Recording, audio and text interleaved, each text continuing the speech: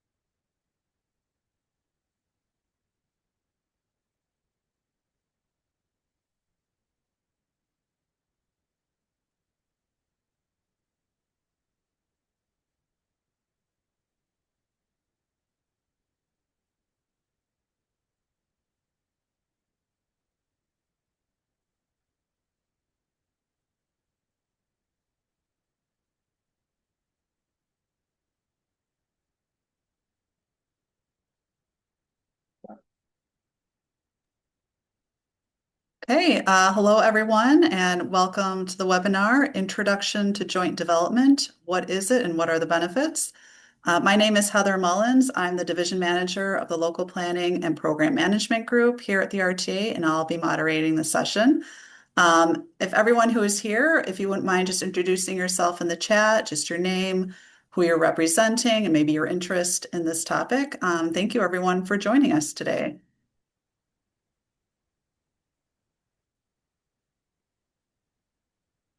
Okay, so here's an overview of how our webinar today will kind of flow. First, we'll introduce our three panelists. Then I'll give a quick overview of what is joint development, followed by presentations from each of our guests. Then we'll have a panel discussion with our panelists and then open things up to questions from the audience. You're welcome to enter any questions into the chat at any time, but we do ask to hold any of the verbal questions for the Q&A session at the end here. Okay, so we have three panelists joining us here today from across the country. First, we have Carli Paine with the Bay Area Rapid Transit, also known as BART. Carli has worked at the intersection of land use and transportation for over 20 years. She worked as a planner for the cities of Berkeley and El Cerrito, California, and directed the transportation program for Transform, which is a leading regional transportation and land use policy organization, and spent over a decade at the San Francisco Municipal Transportation Agency in a variety of roles, including leading transportation demand management, representing the agency in major land use planning and negotiations, and as the agency's chief of staff. Carli is proud to have developed San Francisco's commuter shuttle regulations and co-led the creation of San Francisco's TDM ordinance for new development and negotiated transportation programs for San Francisco's major new developments to ensure the new growth contributes positively to the transportation system. She joined BART 3 years ago and manages their transit-oriented development team and program. So welcome, Carli. Next, we have Kristen Mitchell with New Jersey Transit. Kristen is the Director of Transit-Oriented Development with New Jersey Transit, where she advances TOD on New Jersey Transit-owned land, coordinating with internal and external partners to increase ridership, expand transportation choices, create and capture value, foster economic growth, and promote development of walkable, sustainable, equitable, and complete communities. Prior to joining New Jersey Transit, Ms. Mitchell led community engagement and merchant support for the Baltimore Public Markets Corporation, spearheaded efforts to revitalize Baltimore City's historic retail core as executive director of the Market Center Merchants Association and Community Development Corporation, managed the infrastructure and development unit at the Maryland Department of Planning, coordinated economic development efforts in Northeast Baltimore for the Baltimore Development Corporation, and served as project manager for 1,000 Friends of Maryland. Welcome, Kristen. And last, we have John Benton with the Metropolitan Atlanta Rapid Transit Authority, that's also known as MARTA. So Mr. Benton serves as the Assistant General Manager of Real Estate Development and Asset Management for MARTA and oversees transit-oriented development, real estate, artbound, and film and production. Mr. Benton was previously Development Director for Miami-Dade County Public Housing and Community Development, Managing Director of the Concourse Group, and Vice President of Special Assets for PNC Bank.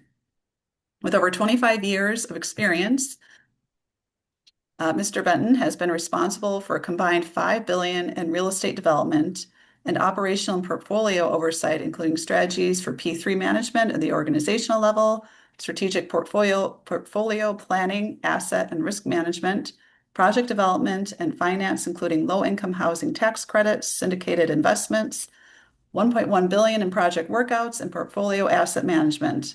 Mr. Benton has worked closely with economic development agencies, federal and state agencies, the United States Navy, the United States Marine Corps, developers, lenders, investors throughout the country, providing end-to-end real estate advisory and consulting to optimize operational and portfolio performance. So welcome to John and all three of our panelists. We're excited to hear from them shortly. So I first want to touch on what is equitable transit-oriented development, or ETOD, as it is very related to joint development. So ETOD is an intentional approach to TOD that ensures people of all incomes have equitable opportunity to experience the benefits of pedestrian-oriented development near train and bus stops. There are four core elements. The first is compact development, which supports transit and connects people to jobs, goods, services, and a range of civic, educational, and recreational opportunities. Accessibility, neighborhoods, commercial districts, and other activity centers are more vibrant and active spaces when they are safe and accessible to pedestrians, bicyclists, and people of all abilities. A mix of uses within a building or a block or a neighborhood helps to reduce car dependency and creates a more dynamic space. And of course, transit, convenient, reliable travel options that expand the access to a diversity of opportunities. So the RTA has been working in the realm of planning for TOD and more recently ETOD for nearly 30 years. The RTA administers the Community Planning Program, which is a technical assistance and funding program for local communities.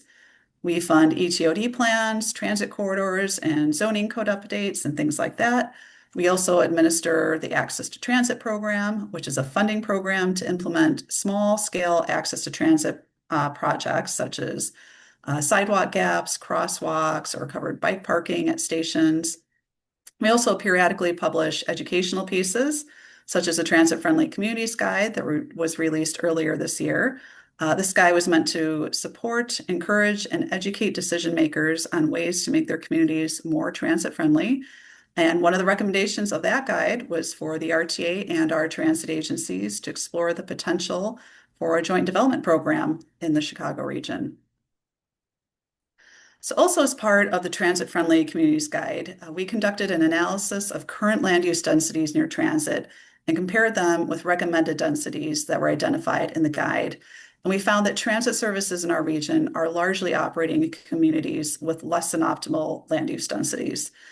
So on this slide, the map on the left depicts CTA rail dwelling units per acre within a quarter mile of the station. So the larger and brighter yellow the circle, the lower the density and the greater the opportunity to develop more transit supportive communities. The map on the right depicts the density for metro station areas throughout the region. None of the station areas with yellow or brown circles are meeting the recommended density targets. So currently our region is overwhelmingly below the recommended density requirements to support the transit services that are currently provided. So based on our analysis, promoting ETOD throughout the region could yield more than 250,000 additional residential units that are accessible by transit. And that's a conservative estimate. Okay, so now we get into the definition of joint development, which at a high level, I would describe as a tool or an approach to achieve ETOD. So it's real estate development that largely occurs on transit agency owned land. So this could be maybe an underutilized commuter lot or the land the station itself sits on. Transit agencies actively participate in joint development projects and partner with a private entity, such as a land use developer, through selling the property, renting the land, through ground leases, air rights, whole host of different real estate approaches.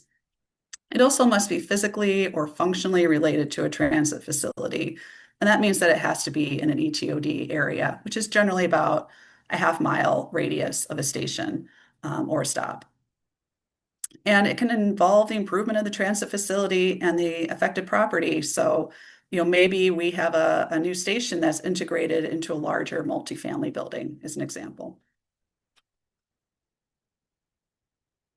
There are generally three goals that transit agencies look to achieve through joint development, though there are certainly many more that we'll hear from our panelists. The first is raising revenue to help fund transit operations, and this is really through monetizing the agency assets. So this is often, again, through leasing land to private developers for development.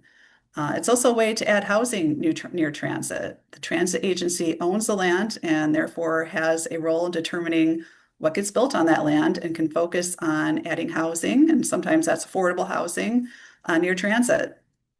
And then increased ridership, which is often a benefit of adding housing or employment near a transit station.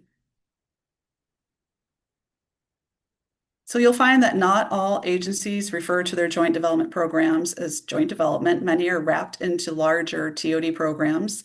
We're using what the Federal Transit Administration, the FTA, what their phrasing is.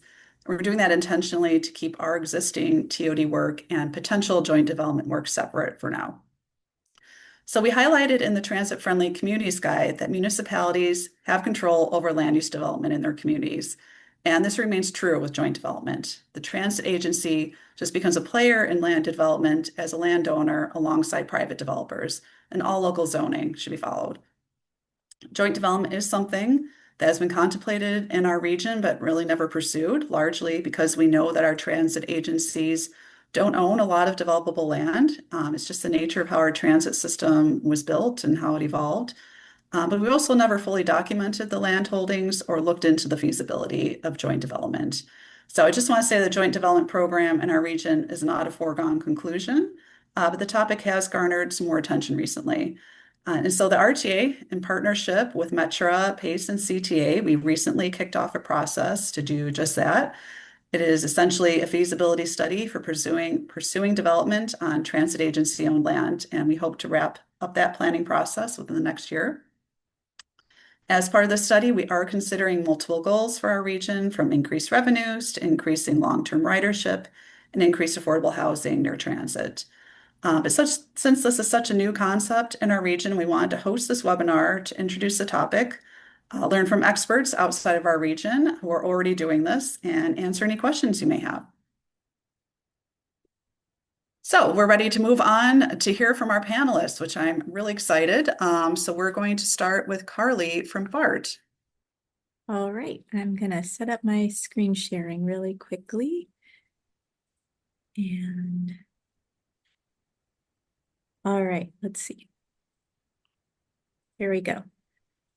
You can see my screen, right? I can't Looks see good. you, so I'm assuming. Yes. Yep. Great. So thank you so much for having me. I'm Carli Paine. Thanks for the great introduction and the framing up. I work at BART. BART is a regional transit agency in the Bay Area in California. We provide about over 50 million rides per year. We have 131 miles of track. We have 50 stations across 5 different counties.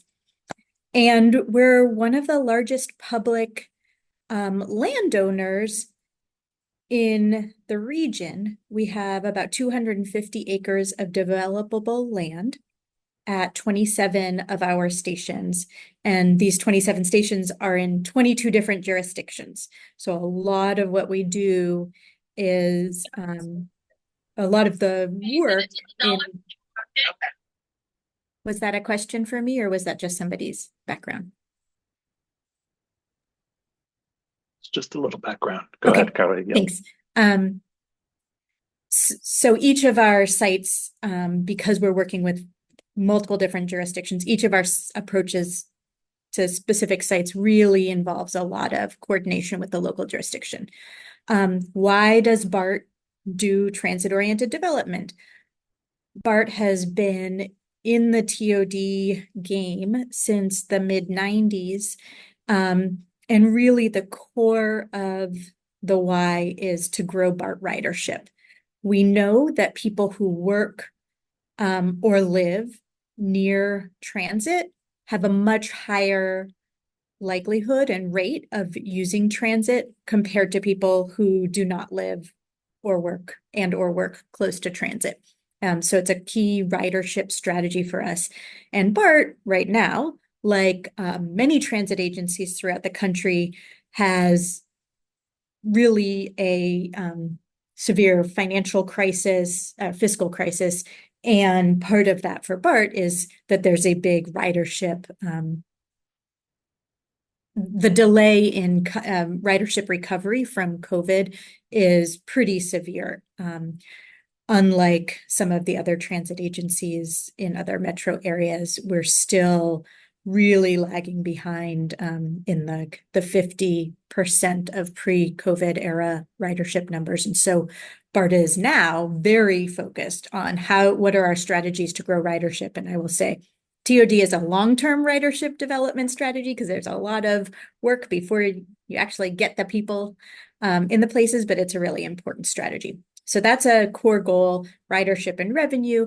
But BART is also a really important public institution in the Bay Area with a commitment to supporting community and public goals, including climate action and affordability, and TODs support both of those. And so that's another set of why for us. And before I go deeper into what we do, and I want to just tell you a little bit of how we do our work. So BART, I know some joint development work involves fully disposing of land, like selling the land off. And in BART's early generation of TODs, that is how BART did our business in many cases, was either through land sales or land swaps, a lot of time taking in exchange for our land, which mostly has been underutilized parking lots, replacement, or now it's underutilized parking lots. Before it was utilized parking lots, taking in exchange for land and development rights, expensive, big replacement parking garages. So what BART does now in the current generation of projects is we hold on to the land, we retain ownership, and we enter into long-term ground leases with development partners.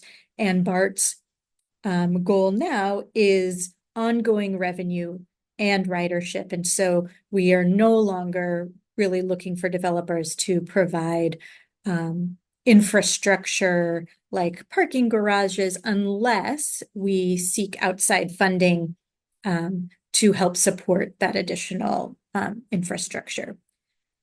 So our TOD work is guided by board adopted goals. So BART is one of the 3 transit agencies in the country that has a directly elected board. And these are the goals that they have set for us. I'm not going to read you all of the words, but they're in generally the kinds of categories that probably won't be surprising to you around sustainability and creating place and ridership and all of that. One thing I will say is all of these policy goals are presented to us as equally most important, and that can be challenging when we try to put together deals because we get feedback that we want to maximize the affordability on site for residential uses, but also maximize as much what kind of revenue we're bringing in. And so sometimes there's tensions between our goals. What I will say is we take these goals and use it as a starting point when we're working in a local jurisdiction at a particular site. And we work with the local jurisdiction, the constituents, residents, merchants, et cetera, in that jurisdiction to figure out what do these goals mean in terms of that site. So for example, in the city of El Cerrito, when we were starting to do some TOD planning work for one of the station sites, the city came to us and residents and said, you know, we've been looking for years for a site for a new public library. Can BART ask your future developer to please work with us to provide space. We will go and raise the money from, through a local funding measure to build it out and operate it, but we're just looking for some space. And so that became part of the objectives that kind of were specific to that site. We have TOD development at 15 of our stations, and we have 8 stations right now with developers on board, either in an exclusive negotiating agreement, in an option, or already in construction. And as you can see, most of our development is housing. We do have some commercial uses, and we really do try to have some amount of mix, but particularly right now in the recent past, the market has been there much more for housing than for non-residential uses in our region. I wanted to spend a minute talking about why TOD is different than conventional development. This is something when we're working with local jurisdictions and even local constituents and even our board is not always obvious, particularly for folks who are used to engaging in kind of the private development market or even public lands that aren't transit. So there are unique components for TOD projects. One is we really require our developers to ensure that our service, our transit service, and access for our riders to our station and to the other transit modes that serve our stations are not interrupted at all during any phase of construction. So that can often require a lot of different phasing plans and really interesting strategies, and it's a kind of non-negotiable.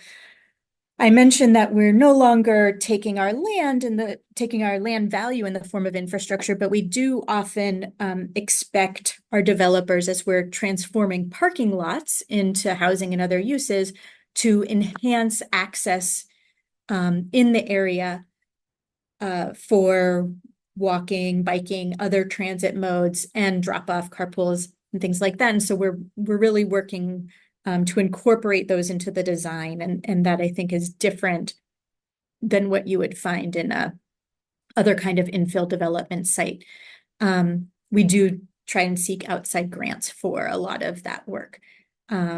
And then because it's a public agency and these are public lands, we have BART policies that apply to the development, including labor requirements. We have minimums of affordable housing for residential uses.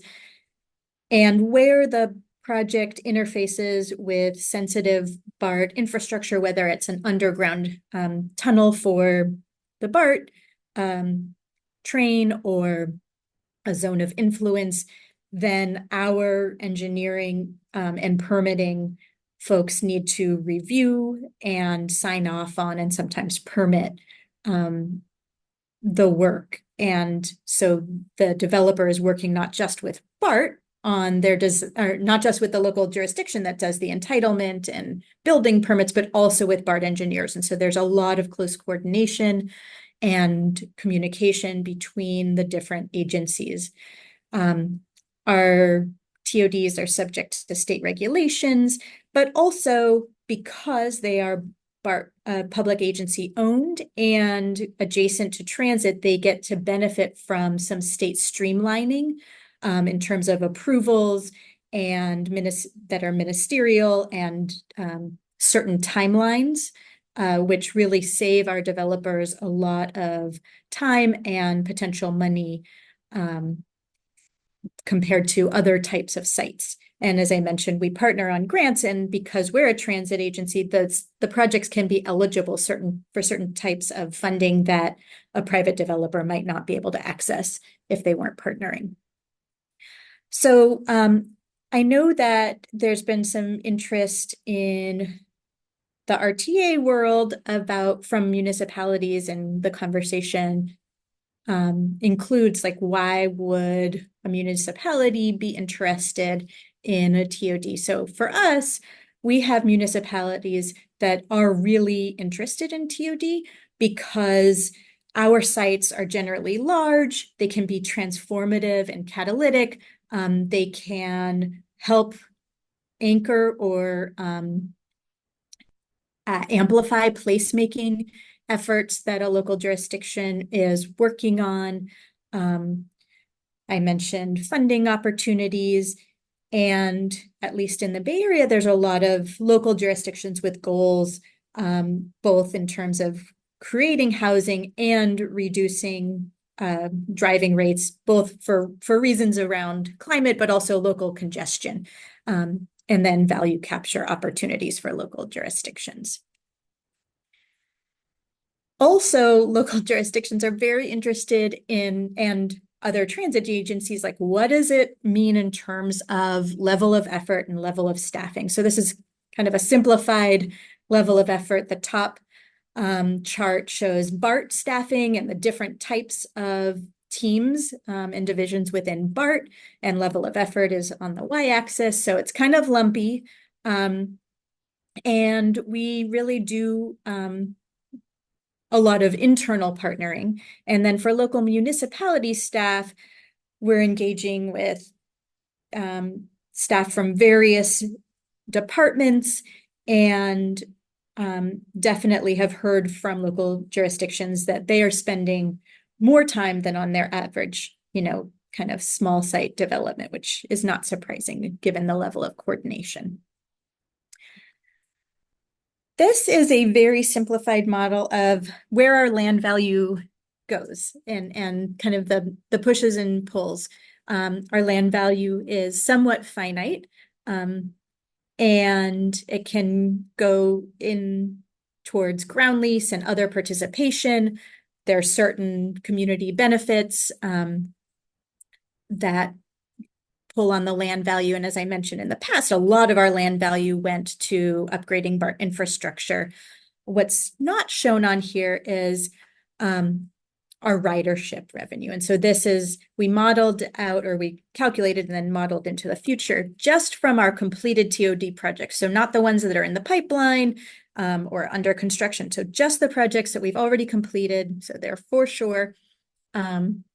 Here's where the revenue is gone. And you'll notice that the lease and sale and other participation is the smallest slice. And that's because of, most of what we've built so far is from that early generation of TOD and the approach of really swapping land or taking our land value in the form of infrastructure, which you see parking garage and other BART infrastructure is about half.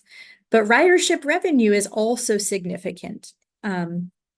And what I expect to see, and what our policies and directions are moving forward, is that obviously the total amount will grow, but as we move forward with really emphasizing lease and sale participation, the ridership, and kind of have standards that allow for more density, that the ridership revenue and the lease and sale participation will become bigger parts of this pie. And so that's it for me, and I'll look forward to questions at the end, I think. That's correct. Thank you so much, Carli. We're going to switch over to Kristen now from New Jersey Transit. Thanks, Kristen. Yep, absolutely. Thanks. Let's see. Okay.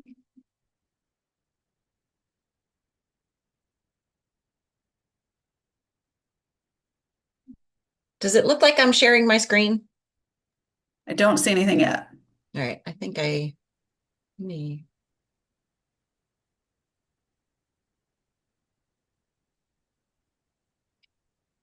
Sorry, let me try again. Share screen.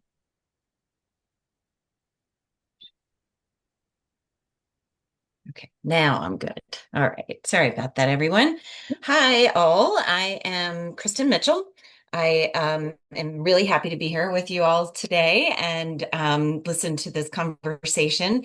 I work as the Director of Transit-Oriented Development for New Jersey Transit in the real estate office.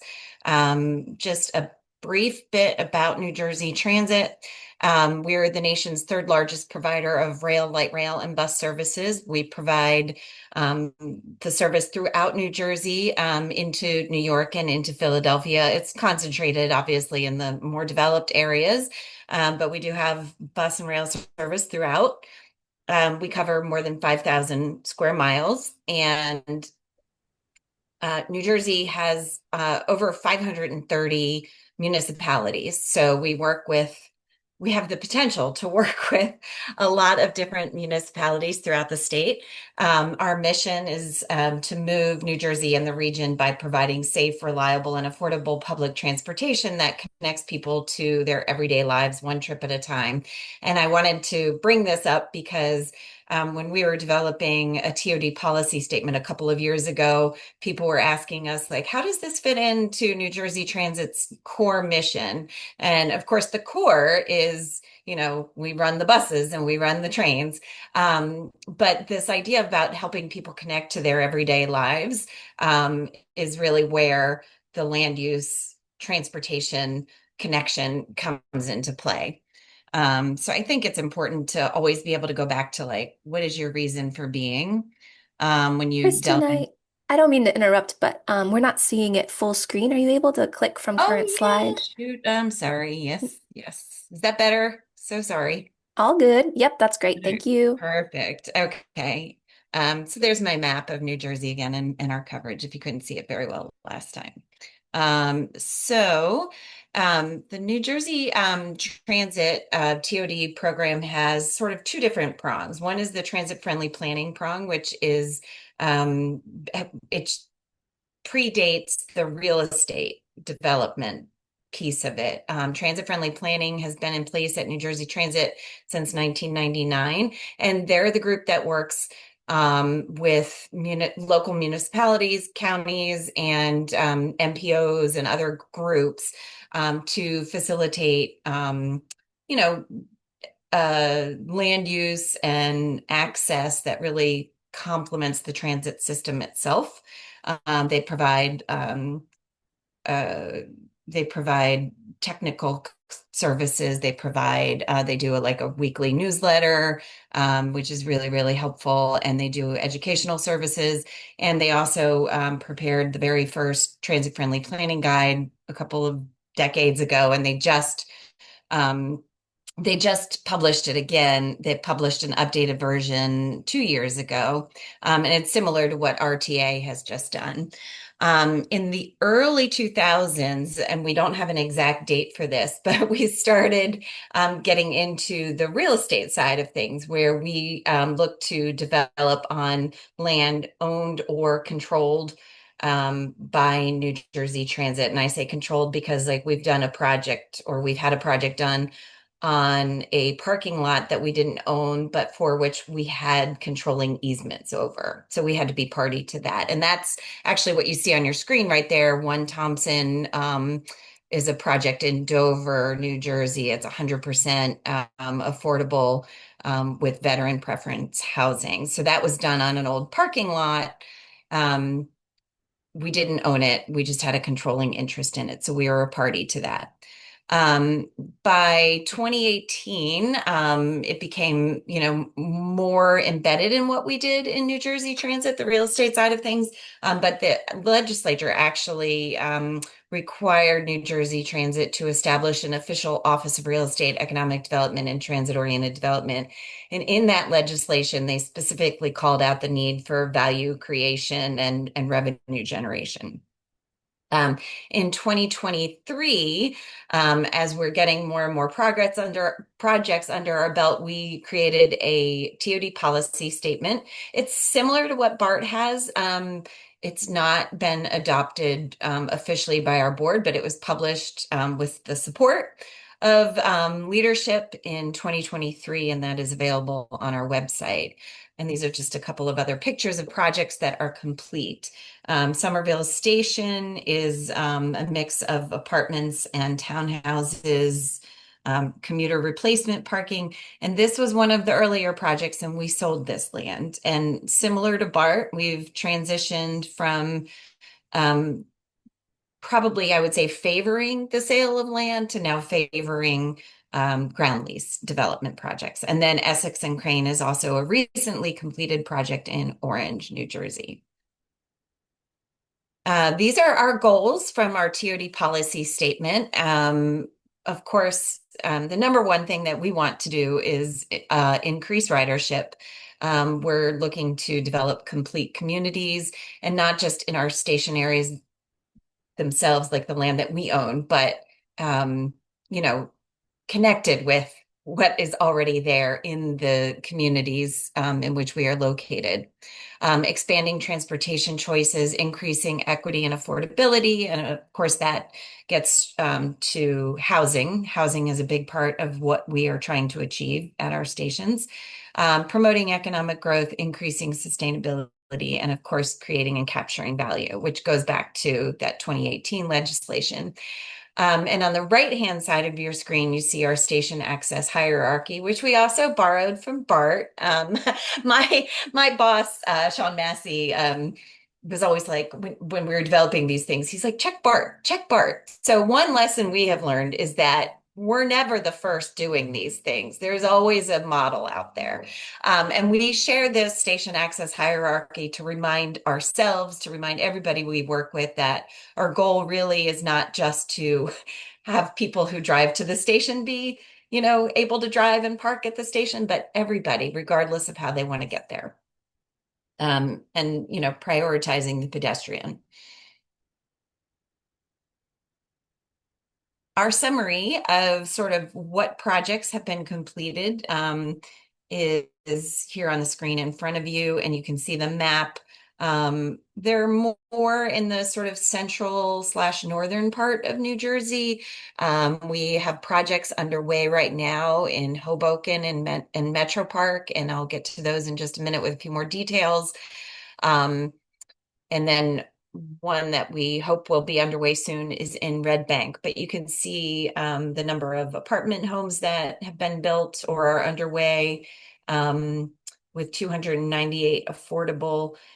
A note on affordable housing: New Jersey has a statewide fair share housing law that requires every 10 years, every local jurisdiction, every municipality has to update their calculation of their fair share of the region's affordable housing.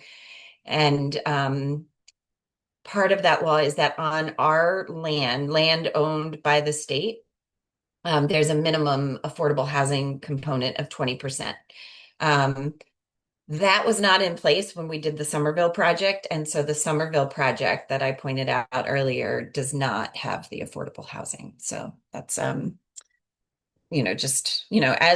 things evolve, policies change and priorities change. But now we are requiring 20% affordable housing on all projects that we do on our land. You can see the generation of non-fare box revenues. This is mostly through ground leases. And then I just wanted to point out, we also do our best to calculate local tax revenues, because, obviously getting back to this idea of we are not doing this in a vacuum. We are working in host communities, and we work in very close collaboration with the host community. And one of the benefits to the communities is typically, increased ratables in the towns. Often we are turning land that is unoccupied, unused, and generating no tax revenues into tax generating properties. And another unique thing about New Jersey is that we have something called the Local Redevelopment and Housing Law, which local jurisdictions can take advantage of. It's a pretty lengthy, complicated, cumbersome process, in my opinion, but it helps them it gives municipalities the access to be able to allow pilots.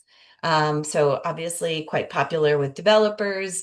And also, if a local jurisdiction goes down this path, then they keep 95% of the tax revenues at the municipal level, rather than more of it going to the county and more of it going to the local school district. So that's a benefit. I also want to touch on the significant public improvements.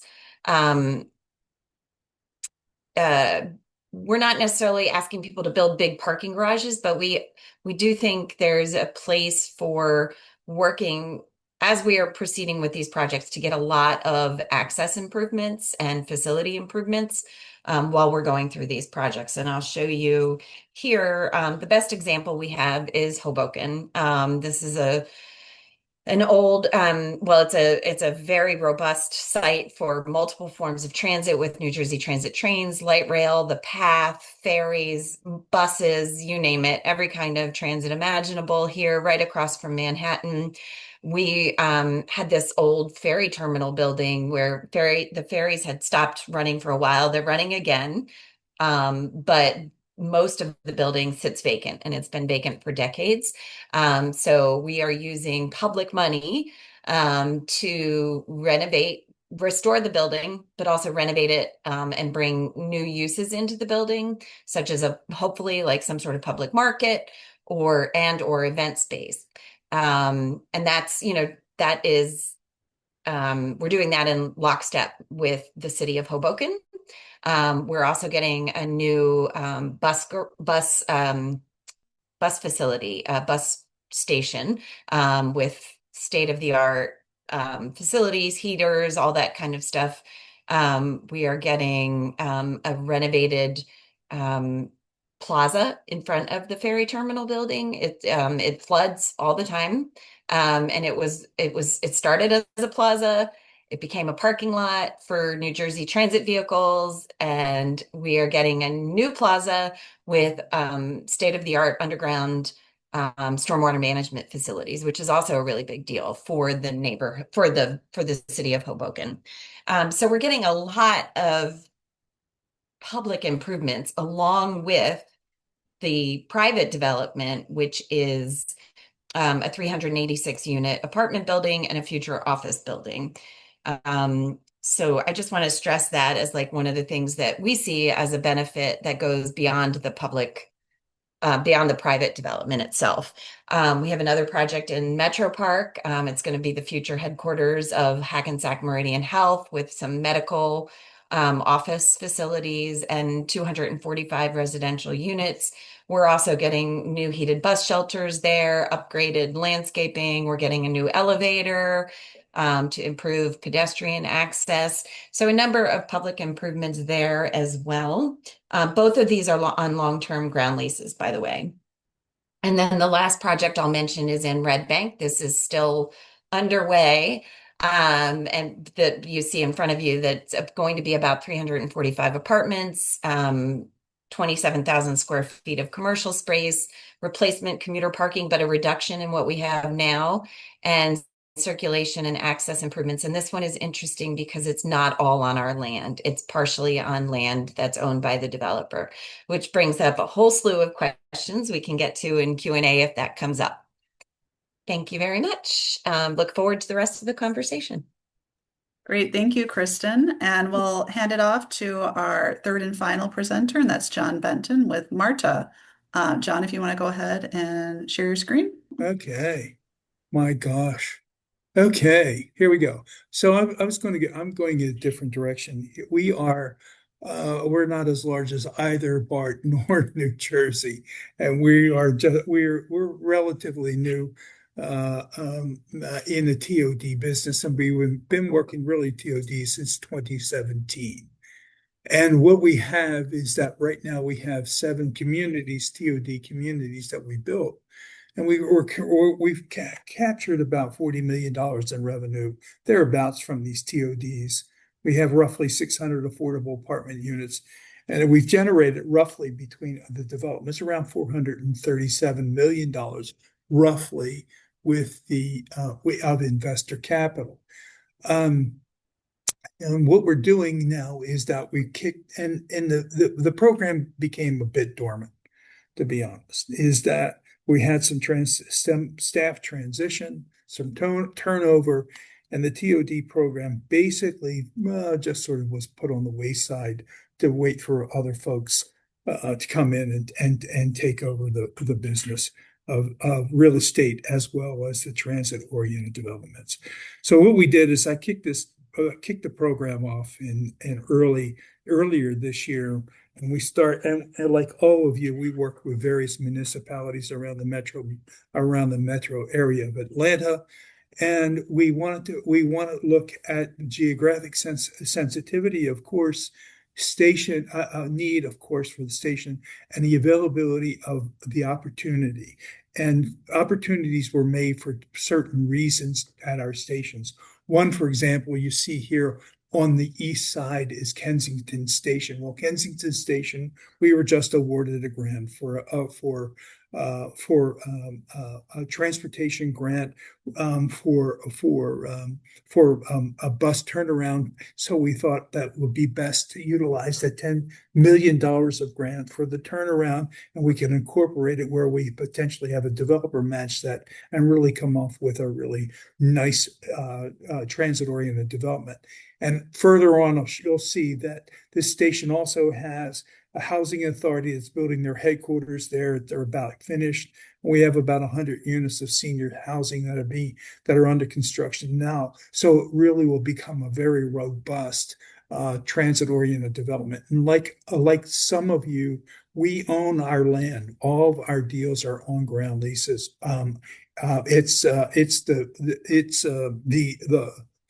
It's the conversation. We're not selling anything. It's ours. We're part of it. We're part of the deals, and the deal structures have changed as we move forward.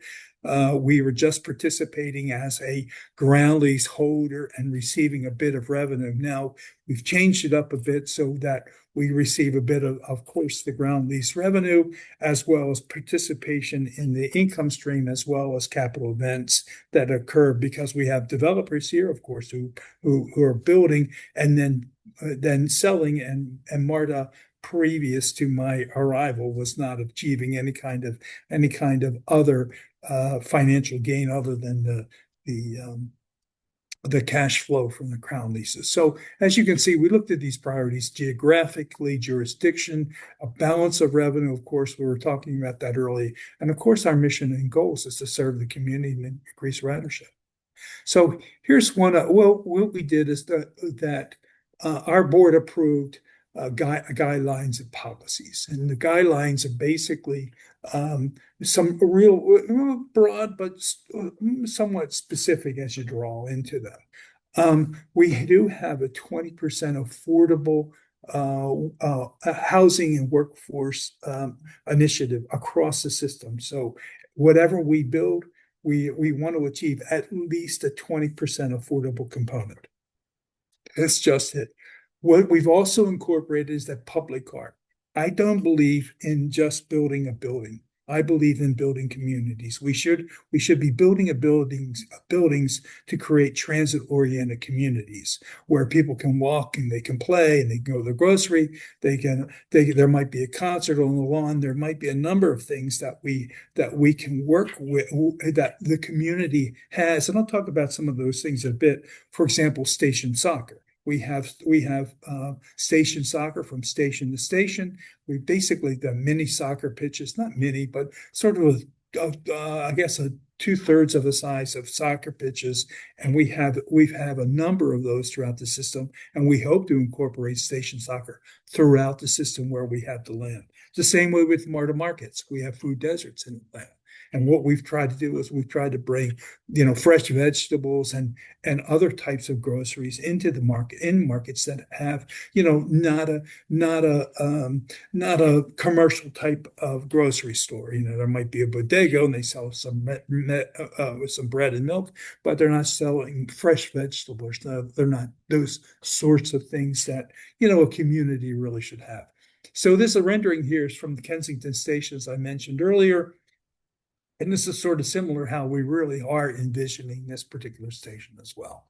Okay, let me engage this. So we have some we have some baseline now financial terms and conditions within our deals. We receive an interim rent. If we start negotiating, we start doing a term sheet, we want some interim rent to start. We want to know that developers are really involved in this deal. We don't want to go down the road, spend 6 or 8 months and negotiating a term sheet. And they say, well, never mind, I decide not to do it. We want them to put skin in the game.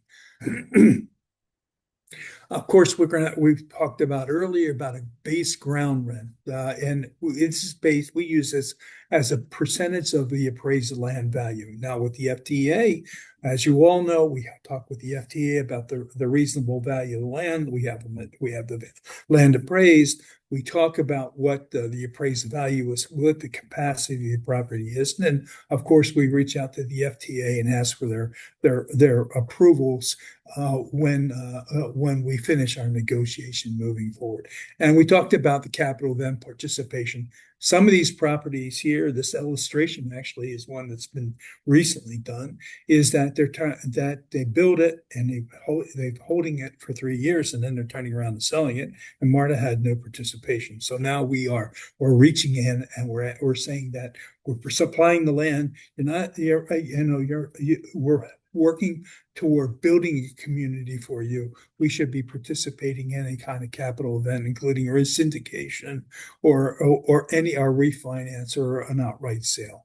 We really want that participation, and that money, that revenue that comes in from these ventures are reinvested back in the developments. Okay, what's that? Okay, here we go. This is this TOD. We just released a TOD for Lindenberg Center. Lindenberg Center right now is situated as 1 million square feet of basically office space that's sitting here right now. There's 208,000 square feet of retail. There's 715 residential units.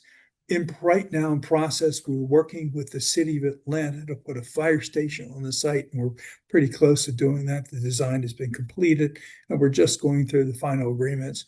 And we're working with the city of Atlanta. We negotiated an intergovernmental agreement with the city of Atlanta for an urban design around the station, not at the station itself, but around the station. How, again, going back to transit-oriented communities, just not the development, but incorporating the community, and with community benefits. The community benefits letters and things that work with the communities and move these sites forward. The opportunity for a developer, we try to show what the opportunity is. It's a key location. It's on one of our main lines. It's absolutely a key location and well known throughout the community. It's a park and ride. We've got buses that drop people off, and it's connected to the BRT. Or it's connecting to the BRT that goes to Emory University, which is world-renowned university, and we are working through acquisition of a direct route to Emory right now. We have good ridership. We have solid ridership at the station. We have really good amenities here. Some very nice restaurants, a health club. It's a walkable site. There's woods all around it, as you can see. It really is a walkable site. It's really right between downtown and an area called Buckhead, Midtown. Buckhead is, some people think it's upscale, some people whatever, and downtown Atlanta. So we're right inside that. It's a good location, solid location. And what we've done is that we have some parcels around that really are not developable. So what I've done is I've assigned that development opportunity of those sites to the larger parcel, so we get a more robust development that will come out, and hopefully from a developer here soon. Next one I'm showing is Oakland City, Lakewood, McPherson. This is actually 2 TODs that I thought it would be best to combine. I see Oakland City as more of a town, more of a community kind of thing, and I see Lakewood City Station, as you see here, as more of a robust town center. Now, let me talk about each of these sites and what the sites are about. Both are in a federal opportunity zone. At Oakland City, Prologis Development is one of the largest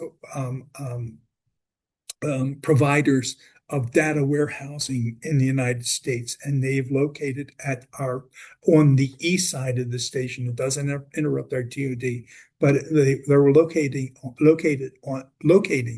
in process now of locating on the east side of the track, and there are residential units all in that particular area. We have a small box entrance there that goes underground and goes to the station itself.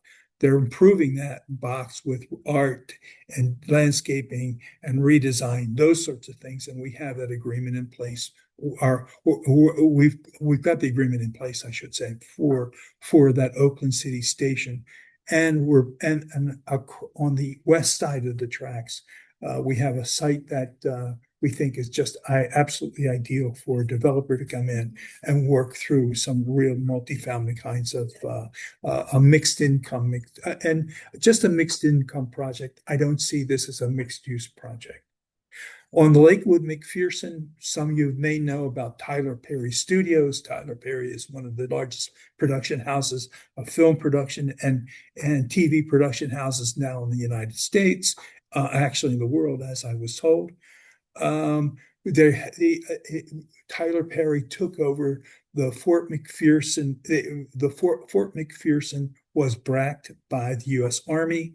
They let the buildings there and such.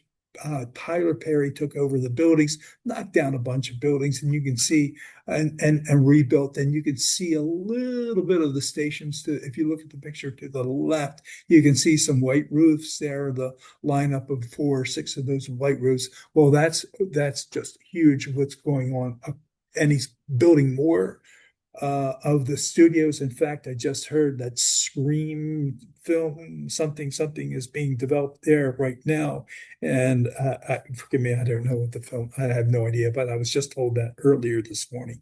As just a sidebar, that we handle film as well on our stations, and we get a lot of requests for filming on the trains, filming at our stations, filming or using our sites as support for filming throughout the metro area, Atlanta metro area. Georgia has a tax incentive program for filming, and so it's attracted a lot of film companies and film production houses around the metro area. I think we had something like 41 film projects going on here not too long ago. We have another film studio and another one of our TODs on the east side called Hapeville, and it's a major production studio, and all the production houses there are there as well. So this site here has basically 2 development sites.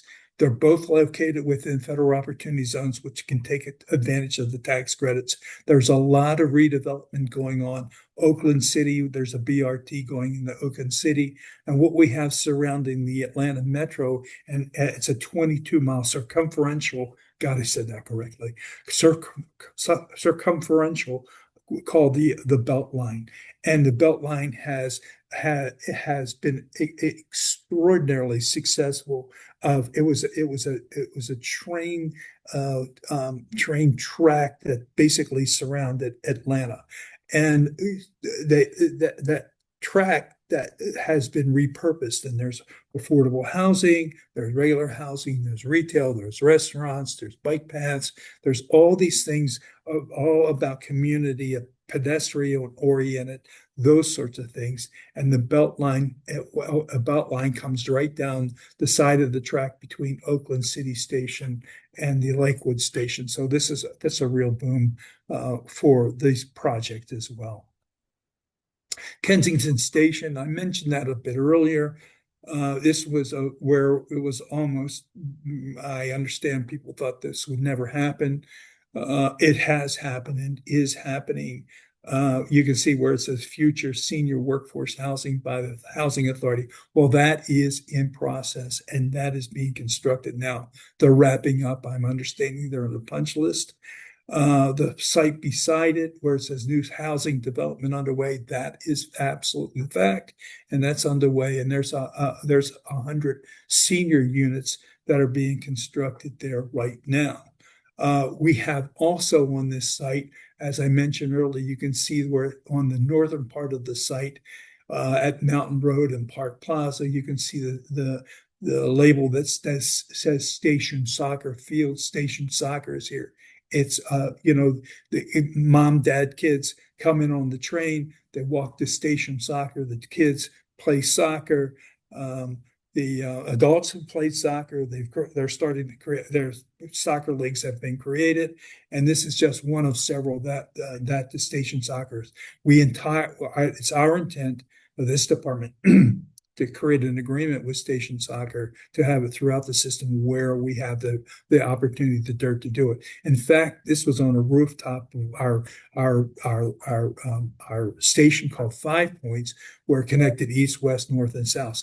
Literally, Station Soccer was on the roof. That's how much there's so much support of a Station Soccer here. And we have some garages that we own, and we've talked about putting Station Soccer on top of some of the parking garages as well. This Kensington, there was a master plan completed. We rezoned this property to really intensify the zoning in 2024. And again, we have a $10 million funding agreement that will help work with the bus and the redesign of the bus intermodal. So it's just a really nice site. It's well located. And again, I shouldn't forget MARTA Market. It's one of those places where MARTA Market comes. It really is a pretty amazing event to see folks line up because we have fresh vegetables, flowers, things like that, where people come and they really get into coming to the station, and they bring baskets and they bring their bags and such like that. And we hope to expand that throughout the system as well. We're working on a business plan right now that we will expand MARTA Market. And again, it's back to transit-oriented communities. We can have all the development we want. We can build all these big brown buildings we want, but we want to have transit-oriented communities versus just transit-oriented development. And each one of these, by the way, each one of these RFPs incorporates, as I talked about earlier, they incorporate art in public places. 1% of the deal has to be in art. Okay, that's just a fact. Another part of the deal has to have community benefits letter. What are you going to do for the community? Well, your developer is going to take a lot of money out of the community, but what are you going to do to the community to get it back to the community? 3 is that we are not emphasizing parking. We know you got to have a parking, but we're not emphasizing parking. We would sure rather have and we are really pushing that, as limited as parking as possible. We want to limit the amount of parking in these places as well. So we're really trying to keep work with communities. Of course, we want to encourage ridership. But there's a lot of other, I don't know where you all grew up, but I grew up in a neighborhood, and I can talk to you day upon day of the neighborhood because it was our neighborhood. And that's sort of how we would like to see this as moving forward. And so let me go to Hamilton Homes. This is on the west side of the community. So you notice we've done north, south, east, west. And we have agreements in place with the different various communities. And MARTA is funded a bit differently than I think that both BART and New Jersey is. MARTA is funded by sales tax from the jurisdictions that we serve. And some are only a full penny or some a half penny. So we're part of our funding is through the sales tax for MARTA. We also have our advertising that we receive, and also the TODs provide the ridership of the fares that we receive, of course, and then the TODs and such that we bring to the table. And like all, our ridership sort of fell off the table we were robust before COVID, and then ridership fell off the table. We're slowly building that ridership, that confidence in that ridership back throughout the community, but it's taking some time, like everyone has seen. And dollars are dollars are something we talk about every day, how to save, how to best utilize our monies in a very productive way. Hamilton Homes is a station that's on the far. It's basically it's the end station between the terminus on the west side of the metro area. A master plan was done here for in 2022 for units, townhouses, retail space, street network, green spaces, all those sorts of things that were incorporated in the master plan. And some of the plans were just didn't seem to be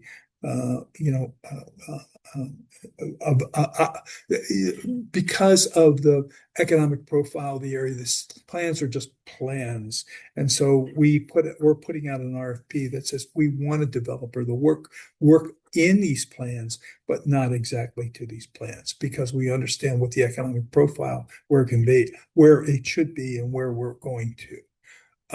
This is also benefits of a federal opportunity zone. So the zone is there, and it's going to help a developer who understands tax credits, and we'll have some affordable workforce housing here. And again, this will be mixed income, mixed use property. So we'll have hopefully a robust community on at one of these terminus stations. We just made an agreement. We just signed an agreement with the station soccer. We have MARTA Market that is robust there. Invest Atlanta. Invest Atlanta is an organization here in Atlanta.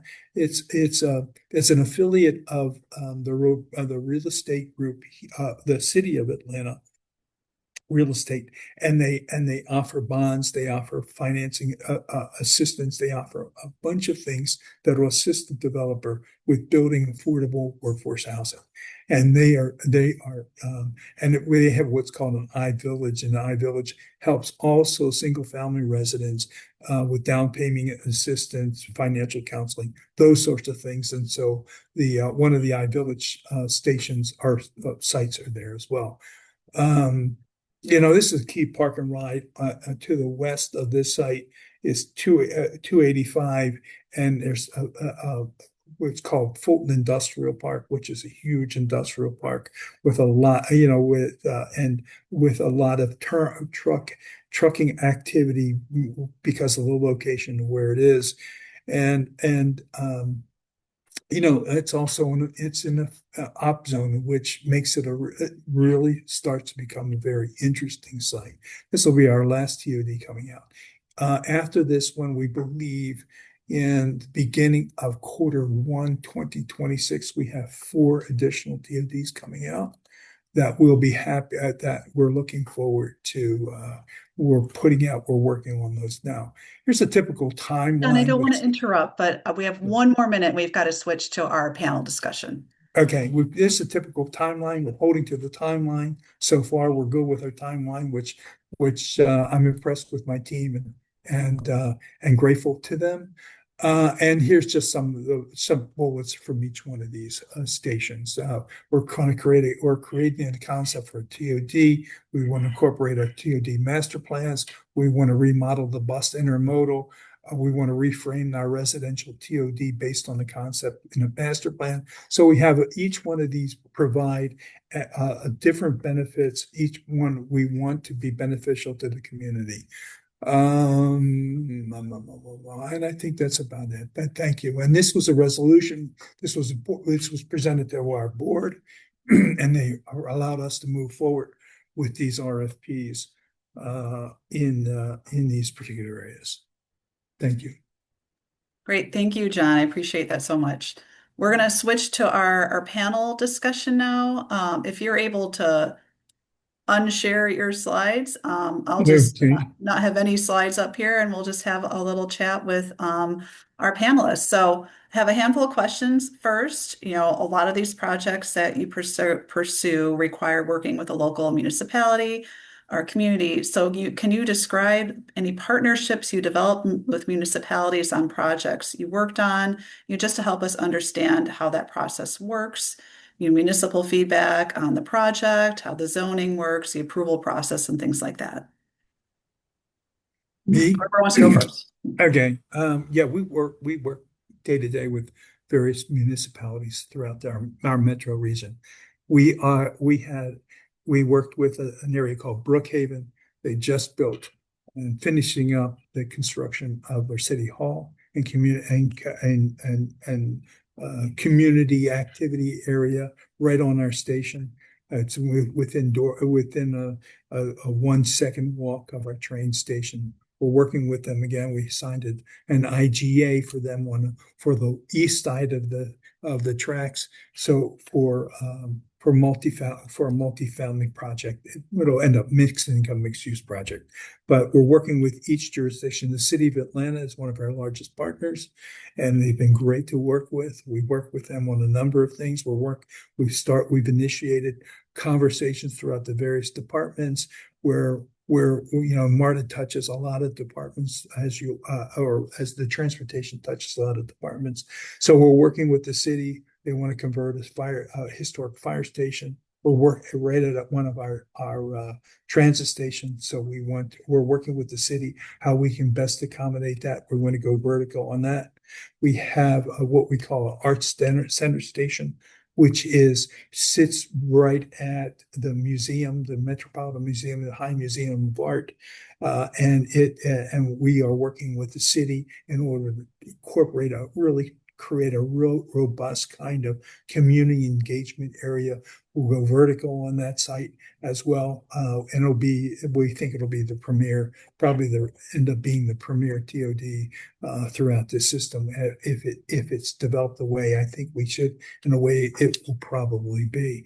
There are a number of things. We're working with Clayton County, one of our providers, on bus rapid transit and their government center and how to best accommodate them. So what I'm saying is that we have a number of municipal partners that we're proud to work with, as well as working with them on day to day to accommodate their needs, and of course, work with them so we can work together. Great. Carli or Kristen, if you want to add anything. Sure. We start our work really in a kind of a planning for pre-solicitation, and we're working with staff with the local jurisdiction and thinking about what are the opportunities for the site.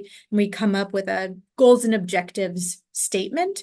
We usually take that to the local jurisdiction, city council or board of supervisors or planning commission, whatever it is, to kind of get their input and blessing. We've done some community engagement by that point, and then we go to our board. And so that's kind of a document that we can all say, like, okay, our governing bodies have said these are generally the parameters that we're going for. And that's a really important exercise so that we're all on the same page.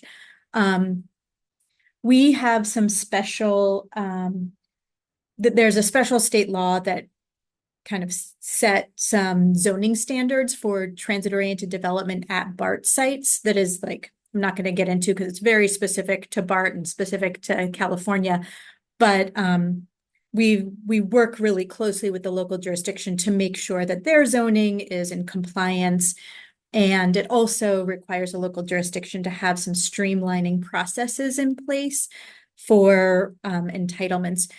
One thing that we did about 1.5 years ago was we did a webinar for our local jurisdictional partners, both current and aspirational, to really explain what does it look like to work with BART on TOD. And I can put in the chat the link to the slides in the recording. But we really tried to break out kind of by phase of project, like pre-solicitation planning. What happens in solicitation? What's the role of the local jurisdiction in entitlement and design? And like, where are we collaborating? Where is BART leading? Where is it really the local jurisdictions lead?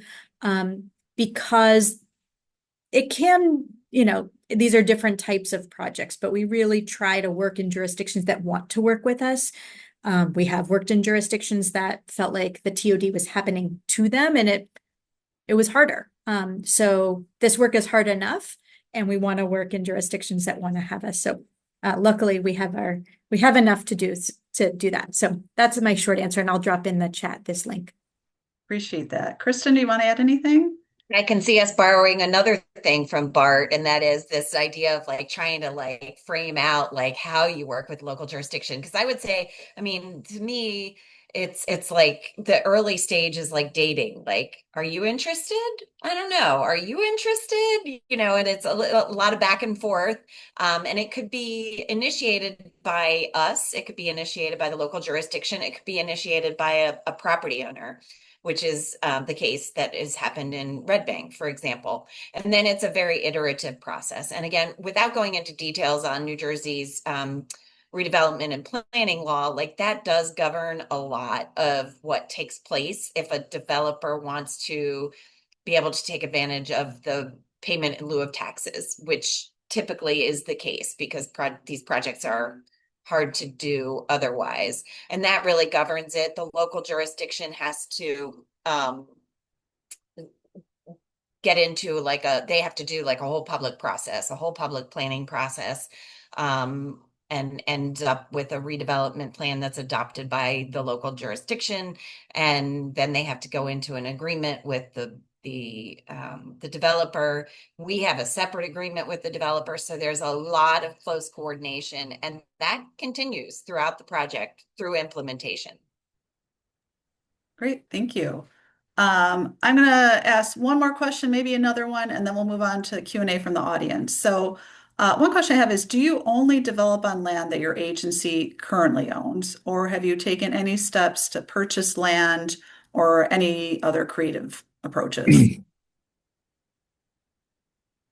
We pursue development on our own land, and generally it's land that BART acquired so BART is a 50-year-old agency, so not that old, but when BART acquired property and right of way, they also acquired land for parking lots and sometimes additional other land. And so we're really looking at our own land. We have done land transfers to local jurisdictions who are maybe assembling land, but or who are partnering with a community development corporation, things like that. But our main approach, and I'd say most of our projects, and definitely right now, is just on our own land. You know, we have roughly 300, near 400 acres of land that MARTA owns near or around or near stations. So we really have that nice flexibility and opportunity to develop on our own land. But we have reached out on a couple of occasions to developers for co-development opportunity or extending the station or something like that we can utilize in order to do a more robust TOD. And actually, I'm working on one of those projects right now. So it just depends on where the location is. It depends on what our needs are, and then we try to move forward with the community. Yeah, we have never imposed our will on like said like, oh, we're gonna take this land for through eminent domain or something like that. We have never done that to develop a TOD on land that we don't own. It's two differences from just developing on our own land. We do accept unsolicited requests for development, and that typically comes in from a neighboring property owner who wants to develop with us. So in that case, like what's happening in Red Bank, it's not all our land. But again, we did not impose that on anybody. And then the other example is from Dover, where we didn't own the land, but we had a controlling interest. Again, we didn't impose that on them. The developer and the town came to us, and we agreed to work with them. So that's been the approach. Thank you. I have a few more questions, but I'd actually like to switch over to audience Q&A. So I know we've had some questions coming up in the chat. If anyone also wants to just raise their hand and we can call on you. Yeah, I can read off some questions. Early on, someone asked, doesn't the CTA own the original location of the Logan Square station? I'm not sure if that would be best addressed to the CTA or if you know off the top of your head, Heather.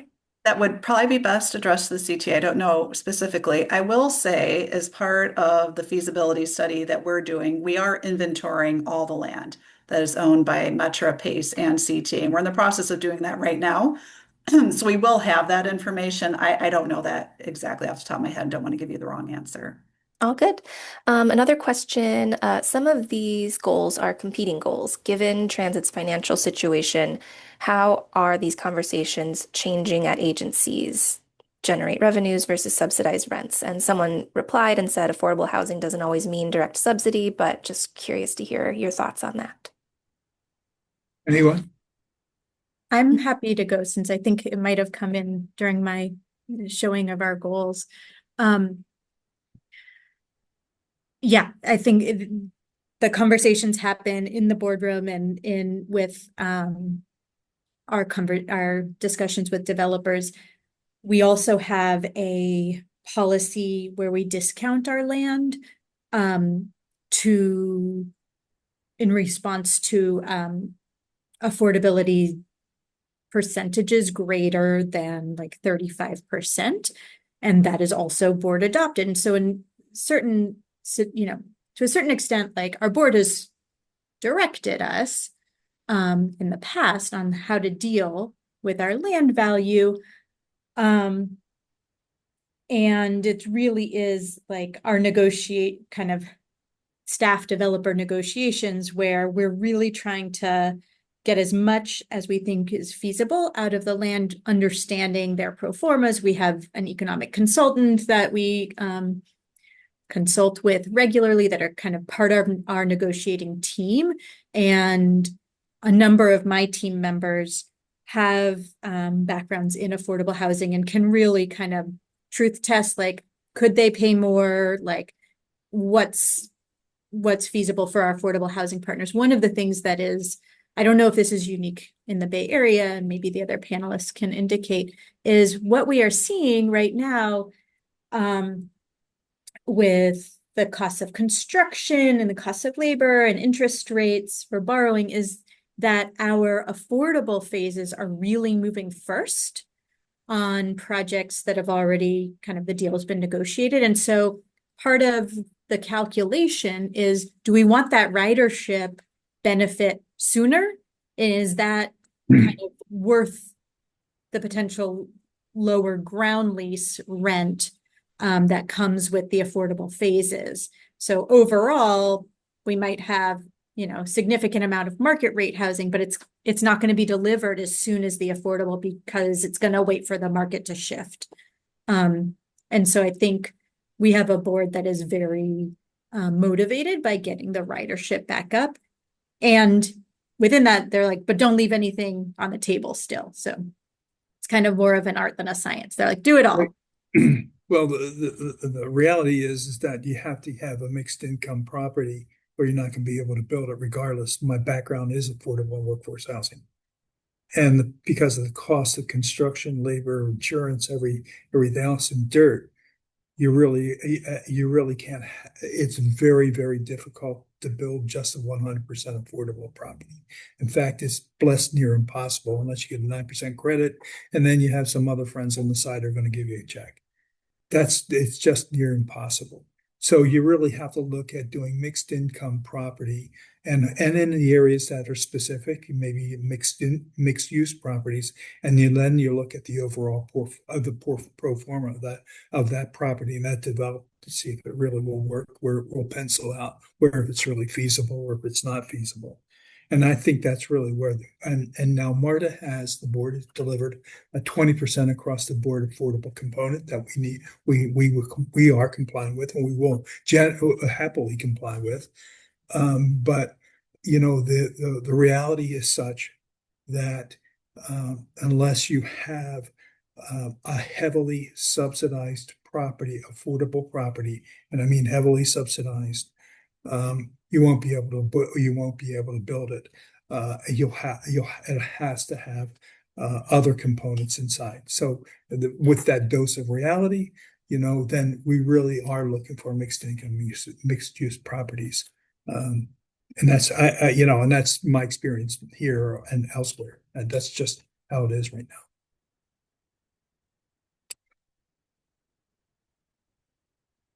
I don't know if I have like too much to add to it. I mean, it's a deal by deal thing. And, fortunately, we have not been pressured to the point where our only goal is revenue generation. I think people understand that, we have multiple objectives. And even if our only goal was revenue generation, it still would not make up for the fact that we are not, it's a drop in the bucket for what we need for operations and capital improvements. Great. We have 2 minutes left, maybe one more question. Jessica, if there are any others in the chat? Sure. Someone asked, how does property tax work on agency-owned properties?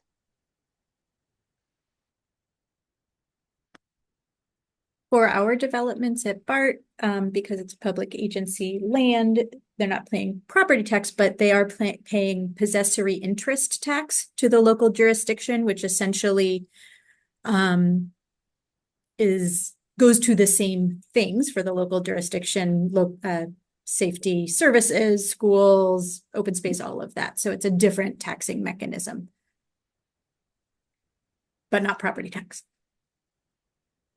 It's similar here. It's very similar here, paying property tax. But there are impact fees that the developer will pay, and there might be some jurisdictional tax. It depends on which jurisdiction they might be in. We are at the end. There are still a ton of questions. I wish we had more time. If our panelists wouldn't mind leaving their contact information in the chat, if anyone wants to reach out to you directly with any questions about your specific programs, you're also welcome to reach out to myself or anyone at the RTA with any questions.